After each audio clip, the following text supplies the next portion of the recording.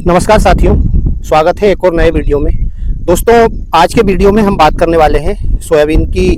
जो हमारी स्थिति, लगभग हमारे अधिकतर किसान साथियों के सोयाबीन 20 से 25 दिन के हो गए हैं, कहीं कहीं 30 दिन के हो गए हैं। तो दोस्तों, अब ऐसे में हमें क्या क्या सावधानी हमारे सोयाबीन में रखनी चाहिए ताकि हम यहाँ से अच्छा उत्पादन ले सकें। दोस्तों, यही समय रहता है सोयाबीन में हम उत्पादन बढ़ा या घटा सकते हैं। यहाँ से अभी हमारे किसान मित्रों ने जैसे ही बुआई करी थी, उसके बाद में खरपतवार नाशक का उपयोग भी कर लिया है, खरपतवार नियंत्रण भी कर लिया है। कई किसान साथियों के सोयाबीन में खरपतवार की समस्या अभी भी बनी हुई है, खरपतवार नाशक डालने के बाद भी। तो दोस्तों, यदि खरपतवार नाशक दवा आपने डाल ली है और थोड़ा बहुत खरपतवार आपका रह भी गया है सोयाबीन में, तो फिर ज़्यादा चिंता करने की आवश्यकता नहीं है। जैसा कि बहुत सारे किसान मित्रों को मैंने देखा कि यदि थोड़ा बहुत भी खरपतवार रह जाता है सोयाबीन में, तो वो डबल से खरपतवार नाशक का इस्तेमाल कर लेते हैं। साथियों, दोबारा खरपतवार नाशक दवा डालने का कोई मतलब नहीं है सोयाबीन में, क्योंकि हमने सोयाबीन को पहले ही इतना बिठा चुके हैं कि उसके बाद में फिर दोबारा से उसको बिठा देंगे तो फिर सोयाबीन का उत्पादन हमारा क्या ही आएगा। दोस्तों, ग्रोथ भी सोयाबीन की इस साल, क्योंकि हर बार मौसम के हिसाब से रहता है, परिस्थितियां इस साल कुछ ऐसी बन रही हैं कि सोयाबीन ज़्यादा ग्रोथ कई क्षेत्रों में नहीं ले पा रहा है।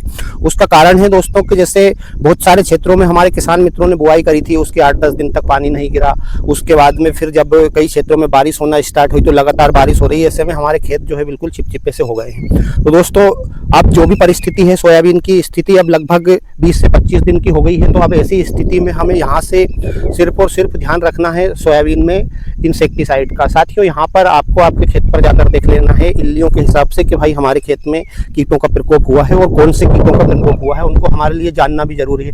उस प्रकार से हम सोयाबीन का उपचार करेंगे तो हमारे लिए बेहतर रहेगा। दोस्तों, अभी यहाँ से मुख्यतः 2-3 तरह के कीट ही अभी सोयाबीन की फसल में अटैक करेंगे, क्योंकि यहाँ पर अभी जो पत्ते खाने वाली इल्ली है, जैसे हम ग्रीन सेमी ऊपर जिसको कह सकते हैं, तो 25-30 दिन में हमें एक इंसेक्टिसाइड का इस्तेमाल सोयाबीन की फसल में जरूर करना है ताकि हमारे पत्ते सोयाबीन के बिल्कुल स्वस्थ रहें। जैसे पत्ते आपके जितने स्वस्थ रहेंगे उतना ही सोयाबीन क्लोरोफिल की मात्रा बनाएगा, उतना ही भोजन बनाएगा, उतना ही अच्छा हमारा सोयाबीन फैलेगा। और जब सोयाबीन फैलेगा, शाखाएं देगा, फलेगा, फूलेगा, तो फिर साथियों उत्पादन भी अच्छा आएगा। तो दोस्तों, 20 से 25 दिन में आपको एक इंसेक्टिसाइड का स्प्रे जरूर कर लेना चाहिए, जैसे हमारे जिन किसान मित्रों ने नहीं करा है। कई किसान मित्रों का सवाल भी रहता है कि साहब, जब सोयाबीन में कीट है ही नहीं तो हमें इंसेक्टिसाइड का डालने का क्या मतलब है। साथियों, यहाँ पर इल्लियों का प्रकोप 20 से 25 दिन में प्रत्येक सोयाबीन की फसल में होता ही होता है। बस ये है कि हम उसको देख नहीं पाते हैं। यदि तरीके से देखेंगे तो आपको इल्ली दिख जाएगी, नजर आ जाएगी। यहाँ पर साथियों, आपको ज़्यादा कोई हेवी वाला टेक्निकल डालने की आवश्यकता है नहीं।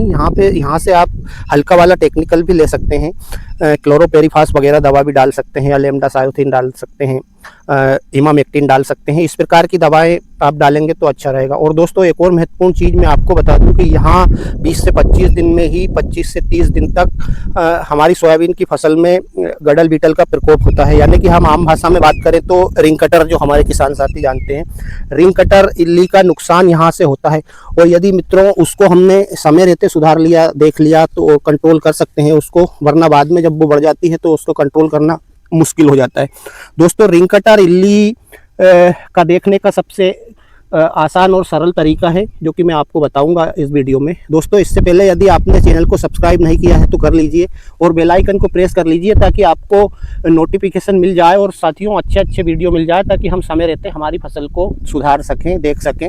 तो दोस्तों, बात करते हैं हम रिंग कटर की। मैं आपको बताऊंगा उसका नुकसान करने का तरीका क्या होता है। तो देखिए, जैसे मैं आपको ये पौधा दिखा रहा हूँ, यहाँ पर वो या तो इस डाली में 2 रिंग बनाएगी और उन दोनों रिंग के बीच में 2 होल करेगी छोटे छोटे, या फिर वो यहाँ पर तने में रिंग बनाएगी, या फिर यहाँ पर रिंग बनाएगी। इस प्रकार से वो 2 रिंग बनाती है और रिंग बनाने के बाद में बीच में छोटे छोटे होल करती है, यानी कि वो 3 होल करेगी। उसमें से जो मुख्य होल रहता है बीज वाला, वो थोड़ा बड़ा रहता है, 2 छोटे छोटे रहते हैं, उसमें वो अपने अंडे रखती है।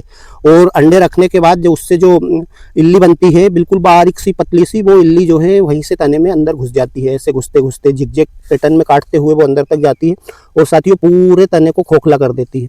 अच्छा, उससे ऊपर का जो भाग रहता है वो यहाँ से टूट कर गिर जाता है, सूख जाता है, और हमें पता भी नहीं चलता है कि हमारा सोयाबीन में नुकसान कहाँ से हो रहा है, क्योंकि इल्ली तो हमें दिखाई देती नहीं है, वो तो अंदर ही अंदर अपना काम करती रहती है। तो दोस्तों, यदि आपको आपके सोयाबीन की फसल में कहीं पर भी जो है आपको इस प्रकार से डालियां झुकी हुई, सूखी हुई, मुरझाई हुई दिखे, या तना सूखा मुरझाया हुआ दिखे, तो आप बिल्कुल समझ सकते हैं कि रिंग कटर का प्रकोप हुआ है। तो दोस्तों, इसको हमें समय रहते ही बिल्कुल इसका उपचार करना बिल्कुल अनिवार्य है। अब 20 से 25 दिन में मैं स्प्रे करने का आपसे क्यों बोल रहा हूँ, मैं इसीलिए बोल रहा हूँ कि यहाँ से 20 से 25 दिन की स्थिति में ज़्यादातर मैंने देखा है, इतने सालों में अनुभव करा है कि यहाँ पर रिंग कटर का प्रकोप सबसे अधिक होता है। तो दोस्तों 20-25 दिन में यदि हम स्प्रे निकाल देते हैं एक, तो फिर उसकी रोकथाम यहाँ से बिल्कुल आराम से हो जाती है। उसके बाद में रिंग कटर का प्रकोप होता नहीं।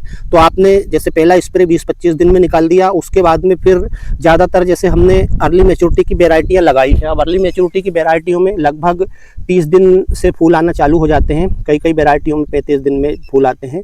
तो ऐसी कंडीशन में फूल आएंगे, उस टाइम पे फिर हम इंसेक्टिसाइड का प्रयोग ना ही करें, क्योंकि फूल में कभी कभी नुकसान भी हो जाता है इंसेक्टिसाइड दवाई से।